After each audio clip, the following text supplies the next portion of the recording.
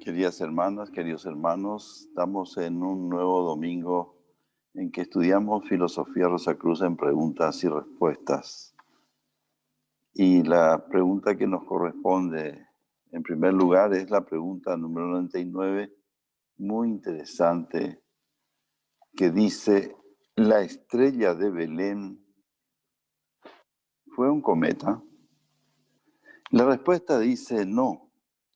La estrella de Belén brilla a medianoche todas las noches, como brilló en la noche a que se refiere la Biblia, y puede ser vista por cualquiera de los verdaderos sabios de hoy en día, si bien permanece oculta para todos los demás. Es una respuesta que nos explica la realidad de lo que ocurrió en ese momento. Es conocido en forma general otra cosa, ¿verdad? Se tiene en cuenta otra cosa que ocurrió, otra cosa. Pero acá, en base a la investigación que hiciera nuestro instructor Max Ender, nos explica perfectamente qué ocurrió en esa noche. Y nos sigue diciendo que la clave del misterio es esta. Los evangelios no son simples historias de la vida de un individuo, sino que describen simbólicamente los incidentes del sendero de realización. Son fórmulas iniciáticas. Esta es una clave muy importante también para cuando consideramos la enseñanza de los evangelios.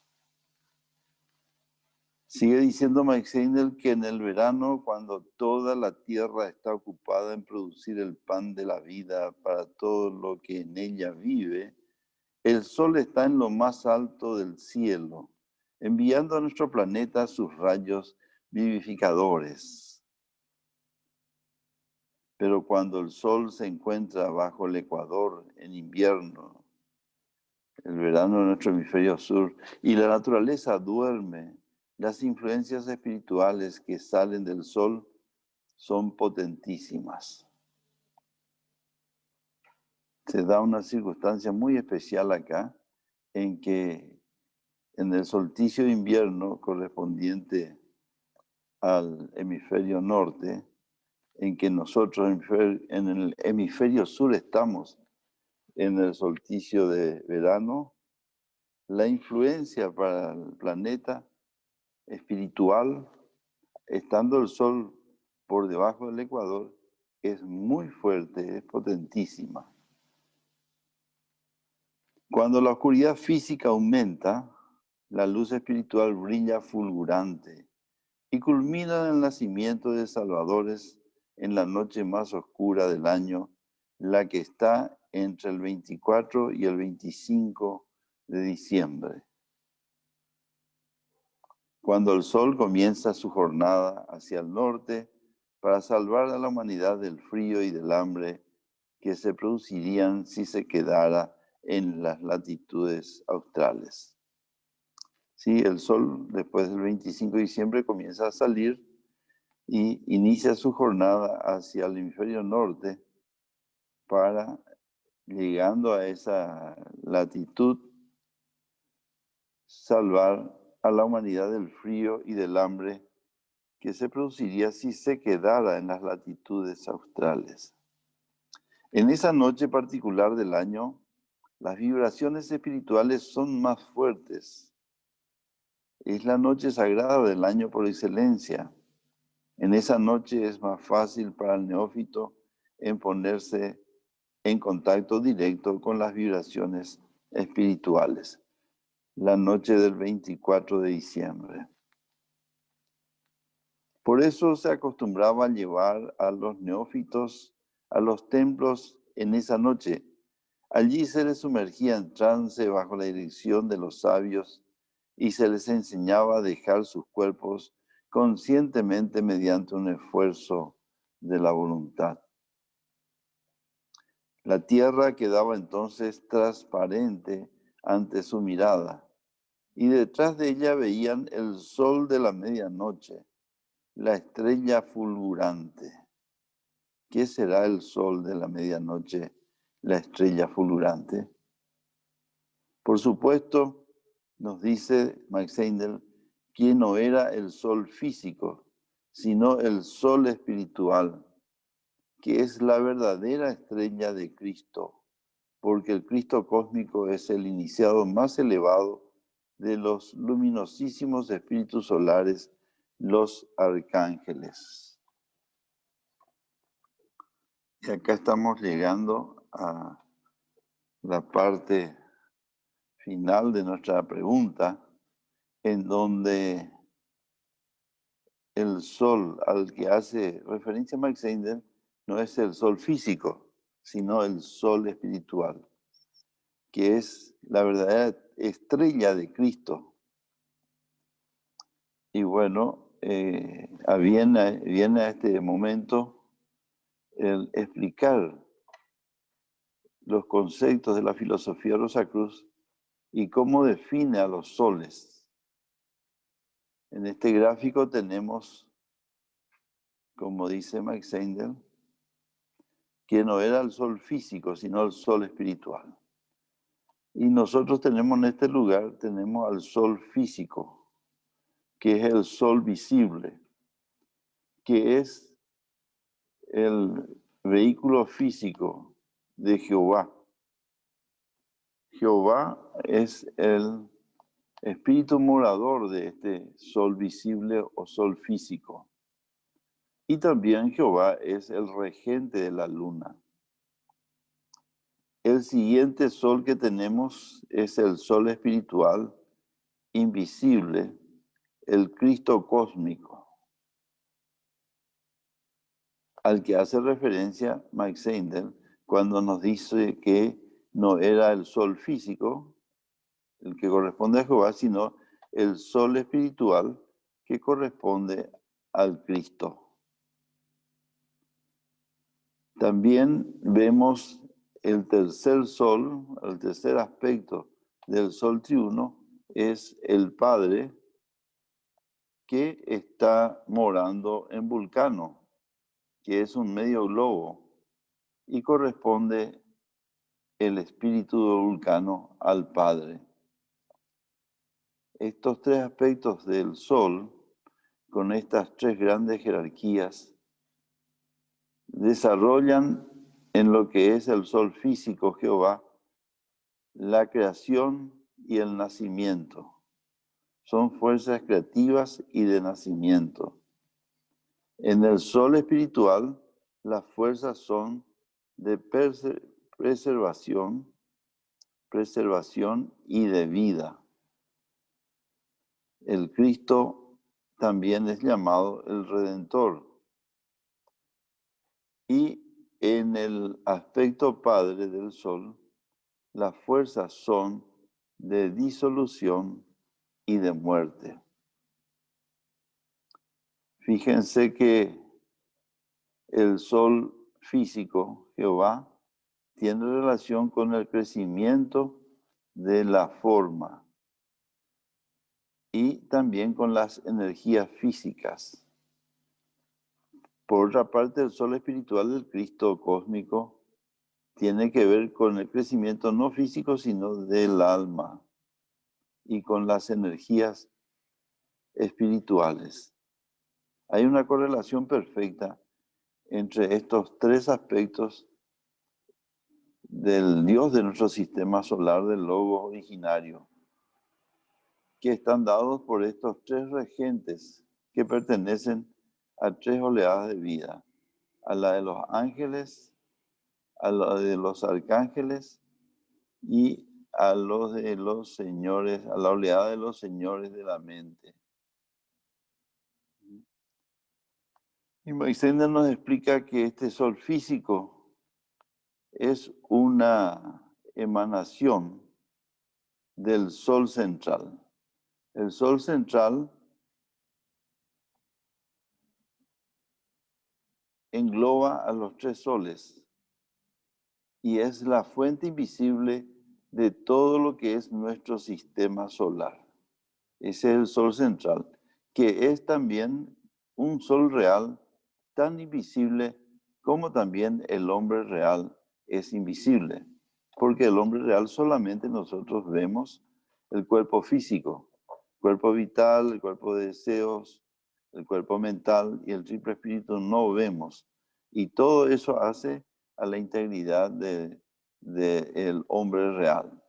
Así también entonces está el sol central, que es la fuente invisible que viene a ser el logo originario de nuestro sistema solar. Dios, el sol central. Y estos serían los tres aspectos. Y vemos que este sol, el sol visible, es un espejo en el que se reflejan los rayos de energía del sol espiritual. Esa energía que se refleja viniendo del sol espiritual y se refleja hacia la tierra, corresponde a la influencia del Espíritu Santo de Jehová. Por otra parte, el Cristo, el sol espiritual, invisible, tiene la función de redentor por la misión que tuvo de ser el redentor en su servicio divino hace 2000 años, el gran sacrificio del Gólgota. Y así tenemos esta connotación en donde vemos también que hay tres colores para explicar esta correlación, correspondiendo al rojo al sol físico, el amarillo al sol espiritual y el azul a el Padre Vulcano, el medio globo. Bueno, esto nos permite ver un poquito, mucho más de acá. Nos permite ver mucho realmente, ver estos tres aspectos del sol físico. Y cada noche, entonces, para el iniciado, está disponible este sol espiritual para que lo pueda observar, nos dice, que corresponde a la estrella de Cristo, el Cristo cósmico. Tenemos que recordar que de ese Cristo cósmico, uno de sus rayos, solamente uno de sus rayos, de sus innumerables rayos, se encarnó en la tierra, tomando el cuerpo físico y cuerpo vital de Jesús. Y se manifestó acá, solamente un rayo del Cristo cósmico. Y es el que sigue a través de su ciclo anual, trayendo las energías que mantienen en perfecto orden divino a nuestro planeta Tierra, y todo nuestro sistema solar también está influenciado de esa manera. Con esto vemos entonces la explicación relacionada con lo que es la estrella de Belén, una manera esotérica que tiene su investigación en la memoria de naturaleza, que nos refiere realmente qué es esa estrella de Belén. Muy diferente a la creencia generalizada, que en este caso es un primer paso, ¿verdad?, para poder comprender este hecho real de lo que es la estrella de Belén. Bueno, con esta pregunta hemos completado la primera presentación de hoy y seguimos la siguiente, que estará a cargo de nuestro querido hermano expositor, nuestro querido hermano presidente. Muy bien, queridas hermanas, queridos hermanos, continuando con esta explicación, vamos a dar lectura y la explicación correspondiente a la pregunta número 95 del libro Filosofía Rosacruz en Preguntas y Respuestas, tomo 1 de Max Heindel. Y dice así: ¿cuáles fueron los presentes de los sabios, o sea, de los reyes magos? Y la respuesta dice así: la Biblia dice que fue oro, mirra e incienso,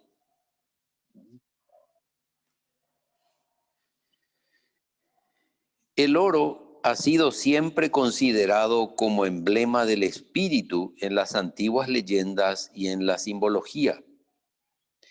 En la historia del anillo del Nibelungo, puesto en escena por Wagner, se habla de los juegos de las doncellas en el agua del Rin. Acá hay algo muy, muy profundo, muy importante, y sobre todo cuando Max Seindel, o sea, de la mano de Max Seindel, cuando nos explica el verdadero y profundo significado de esta obra, ¿verdad?, que constituye la tetralogía, es la obra, digamos, más larga que se conoce de ópera. Uno tiene que asistir a esta obra durante 4 días o 3 días.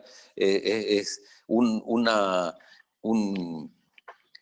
obra por parte, por cada día, ¿verdad? Y en realidad Max Heindel nos lleva de la mano y nos explica la esencia de esta simbología del oro que está, digamos, en el fondo del río Rin y que constituye el sol nuestro, ¿verdad? Y las doncellas que en una danza majestuosa bailaban alrededor del sol o del oro central representan los planetas, ¿verdad? Representan los espíritus ante el trono, los 7 espíritus ante el trono.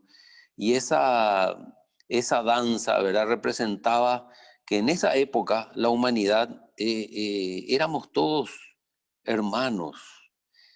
Había una hermandad real.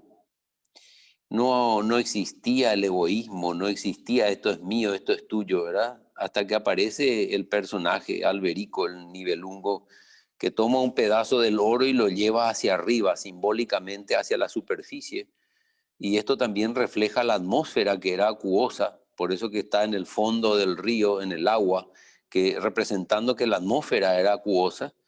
Y cuando digamos, Alberico toma un pedazo del oro y lo lleva hacia arriba, simbolizando que se está aproximando a la época actual, área en donde se condensa esa humedad y se puede ver por primera vez en el firmamento el arco iris, representando las nubes, el arco iris y el tipo de ambiente en el cual nos encontramos actualmente. Dice, el agua estaba iluminada por los reflejos del oro.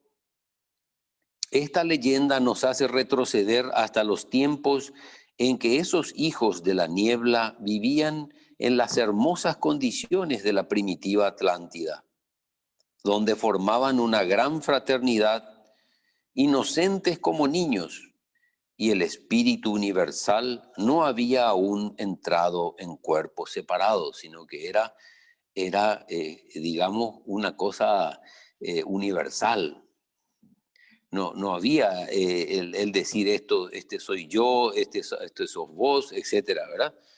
No había esa diferenciación, no se había producido aún esa diferenciación. El oro que está en la roca bajo las aguas era el símbolo del espíritu universal que iluminaba a toda la humanidad. Más tarde, Alberico, el Nibelungo, lo roba y lo convierte en un anillo, quien renuncia al amor para poseer ese oro. Ahí comenzamos a ver en realidad el origen del egoísmo, que por cierto fue necesario y sigue siendo necesario para nuestro desarrollo, nuestro desarrollo físico y espiritual como seres humanos. Entonces, como había dicho anteriormente, aparece Alberico, como dice acá, y roba una parte de ese oro y lo forja en un anillo. Entonces, de esa manera, renuncia al amor para poseer el oro. Eso es el símbolo del ego separado en la edad actual de egoísmo y falta de amor. El hombre que se ha hecho sabio y ve los males del egoísmo ofrece oro al Cristo como símbolo de su deseo de devolverlo al Espíritu Universal de amor. Entonces vemos acá a las claras cómo es esa relación del oro y que justamente constituye el inicio del egoísmo y va acompañado muy de cerca de esa falta de amor, de esa falta de, digamos que, ese egoísmo que aparentemente no le interesa, no le importa nada de lo que se pueda sentir, ¿m? Es mecánico. ¿M? Por eso dice, el hombre que se ha hecho sabio y ve los males del egoísmo, ofrece oro al Cristo como símbolo de su deseo de devolverlo al Espíritu Universal de amor. Es como cuando leemos en la literatura de Max Heindel que el hombre en la antigüedad, en el tabernáculo en el desierto, tenía que depositar sus ofrendas, que eran lo que más le dolía. Cuando cometía un error tenía que entregar y sacrificar una oveja, una cabrita, algo que le dolía porque había hecho un esfuerzo para criar, para cuidar, ¿verdad?, a ese animal. Y entonces tenía que, era como, como una letra de cambio, como decir, bueno, yo cometí esto, tengo que pagar con esto otro. El segundo presente, la mirra, es una planta aromática que crece en la Arabia, la que es muy escasa y rara. Es el símbolo del alma. En las leyendas de los santos se dice que eran tan santos que emitían un aroma. De hecho, en la literatura oculta, muchos autores hablan de que las personas elevadas, las personas que realmente han desarrollado una escala espiritual grande, elevada, ¿verdad?, despiden un perfume, un aroma. ¿Mm? De ahí también vemos la riqueza del simbolismo de nuestro sagrado emblema. ¿Mm? Las rosas. Las rosas siempre despiden un perfume, ¿verdad? Y ese perfume es distintivo. Muchas veces a lo mejor decimos, sí, sí, aunque tengamos un sentido del olfato muy desarrollado, ¿verdad? Ese perfume lo perciben las personas que están desarrolladas y que tienen un determinado grado de desarrollo espiritual, y los otros que lo perciben, que tienen vamos a llamar el mismo temple, entonces también captan ese perfume. Esto se cree que es una fábula piadosa, pero en verdad es un hecho que el hombre santo emite un perfume inefable. Otro autor más, Max Heindel, nos recuerda que esto no es un cuento, no es, como dice acá, una fábula, sino que es algo tangible que los que llegan a cierto nivel de desarrollo espiritual lo perciben. Así como hoy por hoy nosotros no podemos ver, ¿verdad?, las cosas que nos habla Max Heindel de los mundos, de las cosas sutiles. Y esto me recuerda a una persona que hace muchos años vino a la fraternidad y comenzó a leer el concepto Rosacruz del cosmos. Y después de un tiempo me comentó y me dijo, no, esas cosas que habla Max Heindel no existen. Esas son todos cuentos, me dice. Y, y nosotros tenemos que ser respetuosos siempre. Tenemos que ser respetuosos de las opiniones de los demás. Y cuando nosotros solamente creemos que lo que existe es lo que podemos ver con nuestros ojos físicos, entonces nuestra visión y nuestra percepción de lo que es la realidad completa está limitada.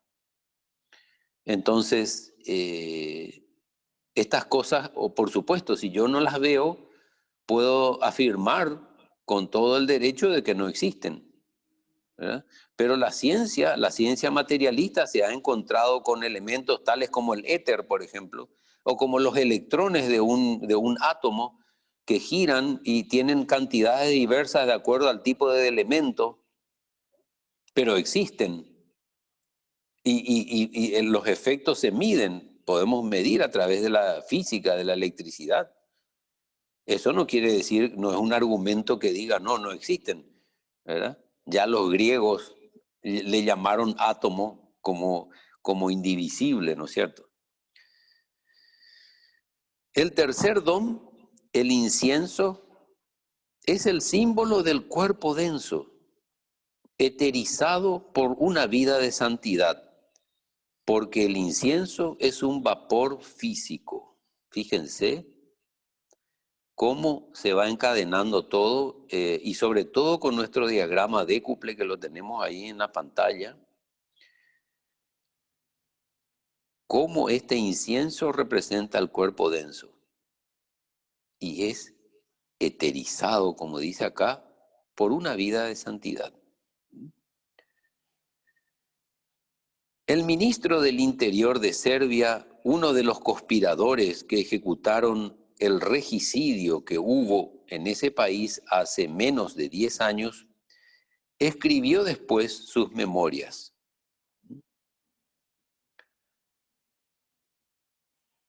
Sí. Según él, cuando invitaba a algunas personas a entrar en la conspiración y quemaba incienso, invariablemente conseguía la adhesión de los invitados. No sabe el por qué, sino que se limita a mencionarlo como una curiosa coincidencia. Pero para el ocultista el asunto es muy claro. Utilizaba el incienso para incitar a los que venían a escuchar lo que él iba a decir a que adopten sus ideas. Ningún espíritu puede obrar en un mundo si no tiene un vehículo formado por la materia de ese mundo. Esto es bien claro. No podemos manifestarnos en el plano físico si no tenemos cuerpo físico. Necesitamos cuerpo físico, necesitamos cuerpo vital para manejar las energías que rigen a lo físico. Necesitamos un cuerpo de deseo para manejar nuestras emociones, nuestros deseos. Y necesitamos una mente para manejar nuestros pensamientos. Si no tenemos alguno de esos vehículos, no podemos funcionar en ese mundo correlacionado. Para funcionar en el mundo físico, para trabajar en él, es necesario un cuerpo denso y otro vital, estando ambos formados por materia física de diversa sutilidad, a saber, sólidos, líquidos, gases y el éter. Podemos obtener esos vehículos en la forma ordinaria, yendo por la matriz al nacimiento, o podemos extraer el éter del cuerpo de un médium y usarlo temporalmente para materializarnos, o bien se pueden emplear los vapores, o sea, el humo del incienso. Cuando no hay un medium, ¿verdad?, disponible para poder utilizar, cuando ya pasamos al otro lado y no tenemos cuerpo físico. En la Iglesia Católica, cuando se invocan ciertos espíritus, el incienso proporciona el vehículo necesario en el cual podrán operar sobre los congregados allí en la misma forma en que los espíritus desencarnados lo hicieron en favor de los regicidas serbios. O sea que el incienso provee un medio a través del cual ellos se puedan manifestar y trabajar en el plano físico, donde ya no tienen ese vehículo. Vemos pues que los dones de los sabios fueron espíritu, alma y cuerpo, dedicados al servicio de la humanidad, porque darse a sí mismo es imitar a Cristo y seguir sus pasos. Esta es una joya en realidad, que Max Heindel nos la desmenuza, nos la explica paso por paso, y no hay, digamos, ningún término raro, extravagante, que trate de confundir. Por el contrario, es bien claro, bien transparente, pristino. Y así es toda la literatura de Max Heindel. En realidad, si tenemos la paciencia, la voluntad, la perseverancia de estudiar, ¿verdad? Y de perseverar, porque lo que suele suceder muchas veces es que la gente, los alumnos, digamos, las personas que están interesadas en la filosofía, comienzan el curso, ¿verdad? Y con mucho interés hacen la primera, la segunda, la tercera lección y después es como que se van, digamos, dejando, no tienen la fuerza para seguir adelante y esa fuerza es la que hay que tener, que nos provee justamente el cuerpo de deseos que funciona en el mundo del deseo y nos da el incentivo a la acción.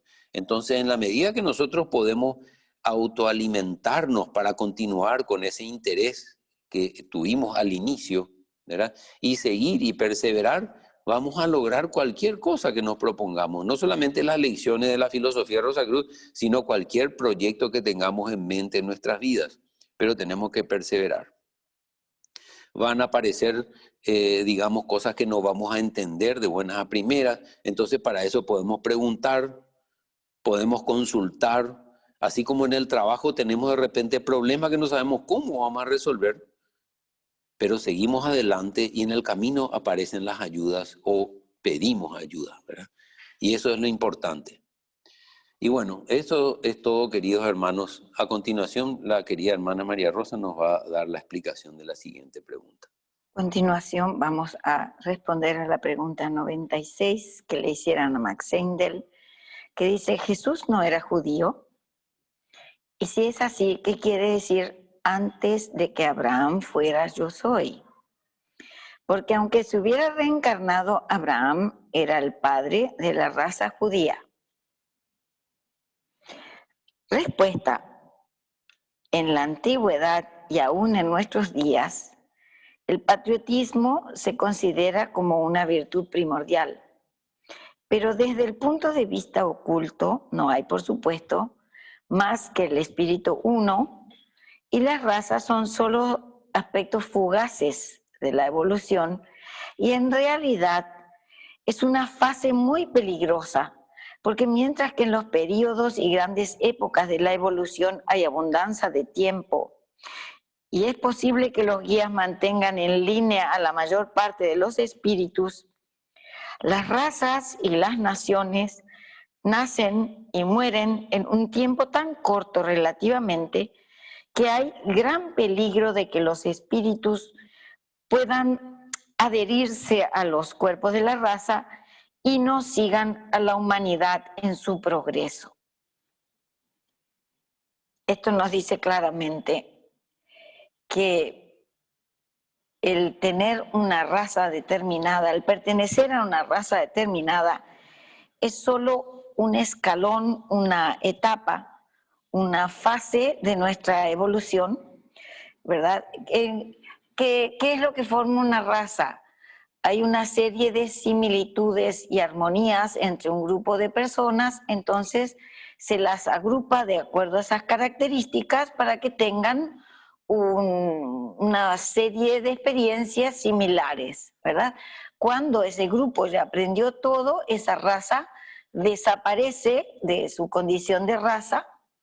¿Por qué? Y porque ya ese grupo ya adquirió los conocimientos, las experiencias que le competían y se disuelven, se integran a otros grupos, ¿verdad? O siguen ellos mismos, pero con otras características. El peligro de las razas, que veremos más adelante, que Max Heindel le llama los 16 senderos de la destrucción, es creer que eso es todo lo que hay y aferrarse a quedarse en ello. También esto está muy estudiado por la ciencia material, digamos así, por los sociólogos, por los antropólogos. Existe la tendencia de creer que nuestra raza es el centro de todo y que los parámetros que usamos son los únicos que existen, o por lo menos son los mejores, y corremos el riesgo de minimizar o inferiorizar a otras razas que tienen otros conceptos, que tienen otra cultura, que tienen otra manera de ver la vida. Bueno, pero el verdadero peligro es siempre espiritual, de quedar atrapado en una raza determinada. Esto es justamente lo que le sucedió a los judíos. Eran tan intensamente patrióticos que ningún judío se creía un individuo absolutamente, sino que se creía parte de una nación, ¿verdad? En primer término, cuando empleaba su lenguaje más elevado, hablaba de sí mismo como la simiente de Abraham. Y en segundo lugar, como perteneciente a una determinada tribu. Y en último término, quizás era Salomón Leví o Moisés Cohen. O sea, su nombre, el que le identificaba y le individualizaba, era lo último que refería, ¿verdad? Lo primero que iba mencionando era que era simiente de Abraham y que pertenecía a la tribu XX. Y pertenecer a esa tribu también tenía su categorización, era superior, era mediano, era inferior con respecto a otros. El Cristo combatió esa idea de identidad con la raza cuando dijo: antes de que Abraham fuera, yo soy. Si miramos los numerosos gráficos que Max Engel dejó dentro del concepto Rosacruz del Cosmos y los que nuestro hermano José María ha ido diseñando a partir de sus lecturas exhaustivas de esa misma obra, tenemos que remontarnos a las épocas y a los periodos anteriores, ¿verdad? Antes de que Abraham fuera, yo soy. Abraham es una persona, es el iniciador de una tribu, de una raza. Pero nosotros sabemos que estamos viniendo desde el periodo de Saturno. Obviamente, Abraham pertenece al periodo terrestre. Estamos hablando de un cuarto periodo. Estamos viniendo desde mucho más lejos que de una persona, desde el iniciador de una raza o el iniciador de un grupo. Por eso, Jesús dice: antes de que Abraham fuera, yo soy. Claro, la evolución del espíritu está viniendo desde mucho antes. El ego existió antes que Abraham. Abraham era la reencarnación de un ego, de un espíritu. Él y los de la raza judía que de él descendieron eran simplemente cuerpos, pero los egos que habitaban esos cuerpos existieron antes que la raza corporal. Si tenemos en cuenta que somos espíritus divinos y que estamos viniendo desde eones anteriores, nos damos cuenta de que pertenecer a una raza o de que tener un cuerpo es una cosa circunstancial, momentánea, y que es una circunstancia que necesitamos eventualmente para vivir en este planeta y en las condiciones físicas que ahora se requieren. Llegará un momento en que no necesitaremos un cuerpo físico, entonces desaparecerá todo concepto de raza. Así que Cristo aconsejó a sus oyentes el dejar lo transitorio y mirar lo eterno.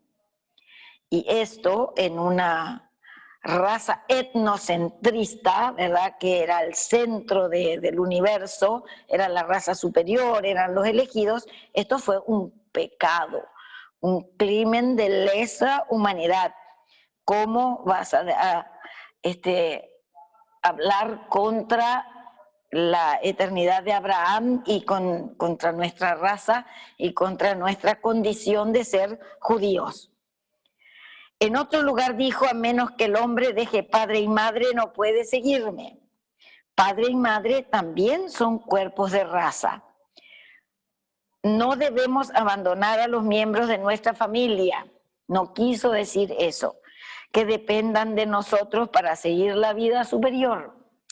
Puede haber alguien que crea que dedicarse a la vida superior abandonando todo esfuerzo material es un gran progreso. Sin embargo, Max Heindel dice cada vez que puede que eso al contrario es un retroceso, porque dejamos de cumplir nuestras obligaciones en este plano y con las personas de las que nos hicimos cargo cuando asumimos la paternidad, digamos, y también cuando somos hijos, porque la responsabilidad es hacia la generación superior y para la siguiente también. Sino que debemos cumplir todos nuestros deberes para con ellos antes de emprender el estudio de la vida superior. Pero no debemos identificarnos con la raza, la nación o la familia en la que hemos nacido. Esto significa, en cierta manera, un tipo de expansión de la conciencia. Yo soy más que esta raza, yo soy más que el país en el que nací o la familia en la que hemos nacido. Somos seres universales, somos seres que habitamos un planeta. Y si tenemos mayor comprensión de las cosas, somos seres de un sistema solar y de un universo. Estamos más allá de esta pequeña jaulita que significa pertenecer a una raza o a un país. Cada uno de nosotros es un espíritu individual que existió antes que los cuerpos que llamamos raza, y existiremos cuando estos dejen de existir. Somos seres inmortales. El cuerpo, la raza, el país en el que nacemos, somos simplemente circunstancias, son momentos, son condiciones que necesitamos para poder desarrollarnos en un plano, físico que nos corresponde ahora. Si no grabamos esto en nuestra mente, nos cristalizaremos en la raza en vez de seguir adelante y progresar. Eso es precisamente lo que han hecho los judíos. Su intenso patriotismo ha hecho que se siguieran encarnando como espíritus en la raza judía durante milenios enteros. Se ha recurrido hasta la crueldad para poderlos separar como grupos, para conseguir que se mezclen, y ellos han insistido en mantener sus costumbres, en degradar las costumbres ajenas y en mantenerse dentro de su cápsula de raza elegida. Y lo que han hecho justamente ha sido hundirse y cristalizarse dentro de una raza, cosa que como espíritus les perjudica mucho. Los guías de la humanidad han tratado en varias formas de que se amalgamaran con los demás para que pudieran progresar. Uno de los ejemplos de guías que han enviado para hacer progresar a su grupo, digamos, y liberarlos del espíritu de raza. Jesús fue indefectiblemente uno de ellos, y también está Booker T. Washington, que nosotros no lo conocemos mucho porque es de la época de Max Heindel y nació entre la raza negra para liberarles de sus distintas ataduras, digamos así. Bueno, entonces los guías de la humanidad han tratado en varias formas de que se amalgamaran con los demás para que pudieran progresar, pero todo fue en vano. Y Cristo fue enviado a ellos con el mismo objeto que Booker T. Washington ha sido enviado a los negros. Aunque más avanzado que sus hermanos de raza, se encarnó en un cuerpo negro para ayudarles más eficazmente. Sabemos que el color de la raza, que el color de la piel es un indicador de la raza a la que pertenece el espíritu, no pertenece el espíritu, sino la condición de avance de su espíritu. Por eso todavía convivimos distintos colores de raza y estamos esperando que empiecen a aparecer los de la raza azul, que son mucho más adelantados espiritualmente que los de la raza blanca, ¿verdad? Entonces, cuando se quiere movilizar a un grupo, se envía a un guía que tiene el mismo aspecto, la misma raza, las mismas condiciones que ese grupo al que se quiere guiar. Esto también se usa con los animales. Cuando se quiere llevar una tropa, los famosos señuelos, ¿verdad? Los señuelos son iguales. A una tropa de vacas no le vamos a poner ovejas de señuelo porque no le van a seguir. Bueno, es el mismo concepto. Cristo nació como judío porque él tenía que liberar a los judíos de su espíritu de raza. Si se hubiera encarnado, seguimos hablando de Booker T. Washington, en un cuerpo blanco, los negros lo habrían seguido considerando como un patrón, como una persona que podía darle órdenes, como una persona superior, que los iba a proteger de alguna manera y a guiar de alguna manera, pero no era ese el concepto, sino que lo vieran como un igual. Similares razones hicieran que Cristo naciera como judío. Y también tenía que nacer como humano, porque Cristo no es humano, Jesús es el humano. Si hubiera venido Cristo radiante como es, lo hubieran endiosado, lo hubieran seguido porque era un ser superior que les iba a dar algo que ellos no tenían, pero no los iba a liberar. E iban a pasar de una dependencia a otra dependencia. Entonces, nació como judío y se esperaba así que atenderían sus enseñanzas por venir de uno de su propia raza, de un igual. Pero en vez de honrar sus tradiciones y considerar a Abraham reverentemente, él echó por tierra sus ideales, claro, porque Abraham era parte de las cadenas. Habló de un nuevo cielo y de una nueva tierra y afirmó la prioridad del individuo sobre la raza. Y por lo tanto, nada quisieron tener con él y eligieron a Barrabás. Algunos eligieron a Barrabás.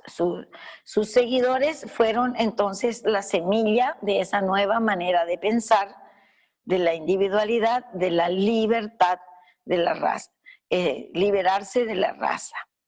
Bueno, y elegir a Barrabás simbólicamente es elegir lo que conocían, elegir a Abraham, elegir la raza y elegir todo el simbolismo que incluía eso. Eso es todo, muchas gracias.